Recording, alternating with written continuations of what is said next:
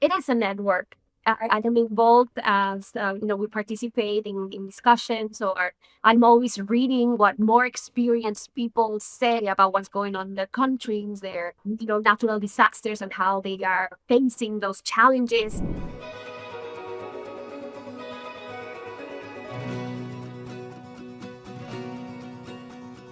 Hello and welcome to Illinois Corn TV. I'm your host today, Shane Gray. Today we have the privilege of being joined by Monica Ognio. She's a member and leader of the Global Farmer Network. She is an onion farmer in Lima, Peru, and also a teacher and educator of agriculture to students in that area as well. So, Monica, welcome to the program today. Hi, welcome. I'm not a teacher of agriculture. I teach in an international school. Yes, some of our skills are, getting involved in nature. Yeah, because I'm a second farmer, and that's on my father's side. He has land in north and south of Peru, and that's like the family business that I'm getting involved every year, more involved, like wanting to learn about the business and wanting to help and innovate because there were something that I as a second generation in this new technology and this new side of the world that we start looking at. I saw that there were some things that I could get involved in, and so that's what I do in the family business. And then as a career, well, I'm an educator. Yeah. Excellent. Well, both jobs are extremely important, both roles, and you and I probably have a lot in common there because I myself started off in education and taught for 25 years, and then after retiring from there, moved on and started my second career and got into the family agricultural business, and it's been for me an absolute blessing. So, You think a lot of it's not similarities here, maybe. Now, maybe what we grow could be different. We grow a lot of corn and soybeans, and I was reading in your bio that you guys are growing onions. yes, that's what we mainly grow. That's what keeps us sustainable. But we love to explore. We have land, we have good water, so we have olives and sweet potatoes, for like ink, pecan trees, avocados. We have some beans where we get some honey, grapes to produce pisco. We have papayas, this big, we call it granada. They are pink and they have little tiny juicy seeds inside, like a pomegranate, really, or passion Right. fruits, strawberries, and for local consumption for friends and family. But onions are the ones Oh, who is going. well, that sounds great. Hey, one of the things I would like to talk to you about is your involvement in the Global Farmers Network. That's something that's um, always interested me. You know, for farmers around the world to get together and share ideas and talk maybe about trade avenues or sustainable aviation or sustainable farming practices. Um, so, what's your experience been, and how did you get involved in this? Okay, I was in a farm visit, walking around with my dad, and then there's always like we were hosting like visitors, Right. and one of the visitors that came, he was part of the farmer network, and he studied at Harvard, and I have some certifications in Harvard, so we started talking, and we saw that there were lots of things in common, and next month I received an invitation, and it said like very good. She said, say yes. I said yes. I applied. I said I can learn a lot from this, and I did. They were amazing, teaching us how to be advocates for food safety, for food security, for uh, this passion that they shared for feeding the world. Uh, and then they teach you how to communicate. They saw something. So Yeah, I said, yeah. well, yeah, maybe I have it. And since my father has more than 40 years in the business, and I've always like grown hearing how he, you know, since logistics to feeding to processing in the land. I said, this is my chance to learn even more. Like as a woman in agriculture, here in my country, it's it's getting more common and common. But when I grew up, it was only men, right? Now we Right. employ lots of women. Now we give that big stage to women, and I say, yeah, why not?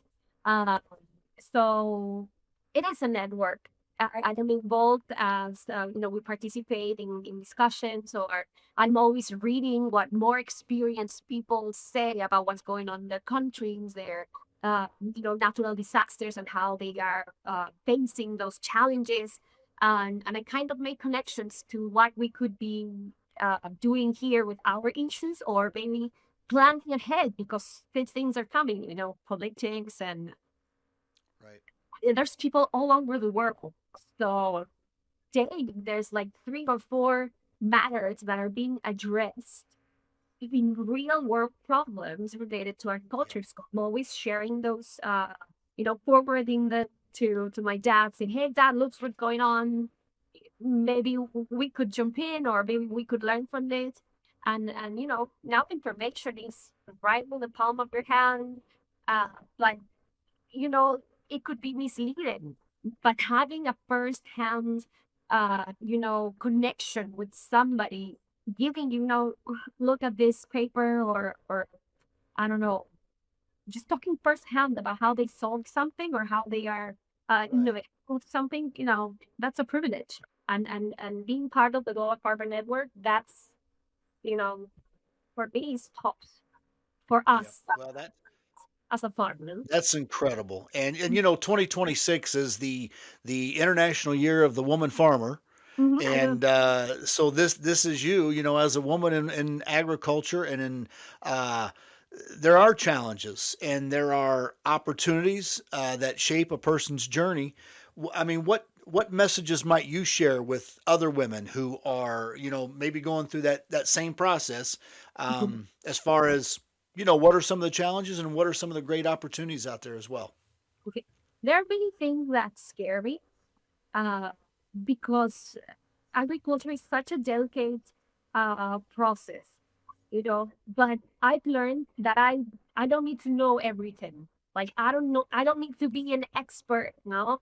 Eh, you just have to dedicate time. You need to get around with the right people, with the right professional, because there's an Right. expert in in hose and drop uh drip irrigation.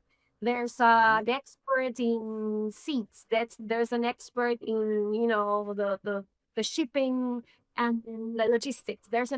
You just have to get your right team, um, because agriculture it's a big world where there's lots of things to do. Like in a tiny piece of land, now even you have vertical growing techniques, so you don't need a lot of land. In my case, Right.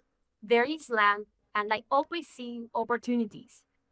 If you have good water, if you have the land, if you have the right people, it doesn't matter your age, it doesn't matter the gender. Um, Sometimes it's difficult because as me as a woman, I didn't choose this life in the beginning. Like I'm Yeah. seeing that there's a lot of future, there's a lot of possibilities, you know, uh, and opportunities, because in life possibilities are endless, but opportunities little. But in my case, and if you really look at agriculture as an opportunity, um, that there's lots of things that you can do. Right. And like I was saying, as a woman, that I'm not trained to grow crops for exporting them, to deliver them Right. around the world. But you have to, trust the experts, uh, Yep. and just congregate, lead in a way where you build a team that has, feels that it's supported, that has psychological safety, that knows they are all together in the same mission. There you go, and I agree. The key is having a good team, putting good people around you. 100%. You don't have to know everything or be an expert at everything, as long as you've got good people around you who know what your expectations are, and what the long term goal is. You can be successful. Exactly. No, and you know, another thing is that women, as women, I know my fellow friends that are farmers. Women want to protect naturally, and this is about also protecting nature and Right. protecting the people who work with you, develop them as human beings. Like I said, psychological safety for their families, for Yep. them, for the community. So I just value that women, like protecting, and we have this vision of life that we want to generate, we want to produce in a way that we care and not just exploit. Right. Right. Yeah, Mhm. I understand that, and kind of along those lines, as far as difficulties, or like we might have here in the United States when it comes to agriculture. Some of the problems we're having right now are expenses with inputs, prices of the commodities, and things like that. What do you see in your operation? Because we're growing corn and soybeans for the most part right here. You're growing something completely different, and we're probably doing it at different levels. What are some of the biggest hangups that you see, maybe financially or weather-wise, in your operation? Well, now the weather is changing a lot. It's getting warmer. And we're at this stage in our production that we need colder weather for the onions to dry, for the onions to don't get raw rotten too so quickly. So we need to address that in a way that um we're just praying, for good weather, or maybe we're thinking about all different drying um systems, because we used to just throw them in a place with a good airways. Uh, but here in to save, not to save, but it's just the way we used to do it. We use natural airways. We don't have like uh, Right. post electric ventilated with fans. We don't have that. Okay. But we are looking at something that could work in a better, with a better system, not Sure. increasing our cost, but being effective um, for the production, being effective for the final product that we want to obtain. Another challenge is the pests, you know, Mm, to yeah. to to have the certifications. We need to use certain amount of products or different types of products that they have to be allowed in the country that we are shipping. Uh, but that sometimes is not controlling some of the pests that we could see. So it takes a lot of hands and manpower to protect the crops. Also, the cost of these, and sometimes policies change, and you cannot get them Yeah. so quickly. Um, so it's hard to see uh, to get this cost of production and to finally get the perfect onion that the client wants. Right. Because if, Right. if the onion is a little bit bruised, or it has a little black stain, or it has that, you can consume it, because the onion, you peel it and you have a beautiful delicious with the same quality and vitamins and everything, you can eat it. But if it's not perfect, the international market will say, no thank you. Yeah. So what kind of onions are you growing? It's yellow onions that is probably called sweet peppers. They are called sweet onions. Have this mild flavor. They are not as spicy or strong as the red onion. Yeah, and I remember when I was little, the international market.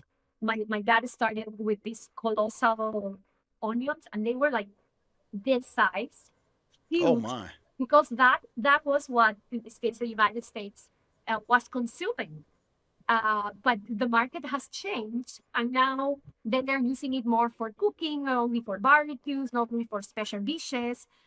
So Right. they're introducing them more into their normal meals, and well, the demand is higher, smaller onions, but still they require a lot of water, a lot of care, and these pests that come with hot or warmer weather. That is the problem that Right. our world we're Right. facing. So that's something we're looking into. Well, good. Sounds like you face a lot of the same challenges that we face. I don't know. I had seen when doing some research on your operation that you had some reservoirs that had been built. I guess probably to supply water. Is drought or a lack of water, is that a problem for your operation? Lima and all the Peruvian coast, it's a desert. It's a desert. Yeah. Like it sounds. Yeah. You can see the pictures. I'm gonna send you pictures. You can include them here. You just scoop the soil, and it just as if you were at the beach, like that. Right. It's Right. amazing how we transform the land, and that is what like my Instagram is like land transformation, land transformer, because you can have on one side a whole desert, and then you turn to the other side, and the way that since ancestral time, since the Paraca culture, pre-Inca culture, they learned how to drill and get water from from wells, or just these valleys, and taking little arms of the river and making canals, and then distributing the water reservoirs. We have three reservoirs, uh, and then pumping the water from the reservoirs and just dripping Right. it to feed our crops. Uh, but yes, so water is not a problem. You just need to learn how to use it. And still, Yep. our community, like the farmers around us that are not as uh, formalized as us, um, there's a lot of wasting water. Thousands of liters, millions of liters that end up in the ocean like daily. It's Right. you know, Yeah. it's a waste. And there is land. Uh, uh, Sometimes, the government, they prefer to just, divide the land and sell it and build houses and, uh, but we need to see that there's a great opportunity there. So Peru is in the center. We have ports. We have good, hubs to distribute whenever we want, and food for there's always will be a need for Yeah. good food. So and we have it all. We have certifications. We have the geographical location. We have the water. We have land. We have the techniques. Um, it's just a matter of having time to do so and finding the right people. Right. Well, I can tell you are definitely an excellent ambassador for Peru on the Global Farmer Network. So, well, hey, we've kind of reached that point in our show here where we have to do one of our corny jokes here. Okay. So, here's going to be your joke, and let's see if you can catch the punchline to this one. So, not to be corny, but what is an onion farmer's favorite movie genre? Oh, soap operas, because we cry so much when we are like chopping That's on. it. It's the tearjerker category. It's the tearjerker genre. So very good. Very good. I think you're maybe the first person who's ever actually gotten the pun or the punchline to one of these corny jokes. So All right. nicely done. Hey, Monica, you got a lot going on, and you're wearing a lot of hats, and you're staying busy and doing an excellent job. So keep up the good work. Education is so important, not only for the kids, but I mean, when it comes to resources, they are probably our greatest resource that we have out there. For And it sounds like you've taken to the farm and got a great thing going there. So best of luck with that. And as far as the Global Farmer Network goes, I don't think they could probably ask for a better ambassador or representative for what they're trying to do. So Well, congratulations, good job, and thank you for joining us today.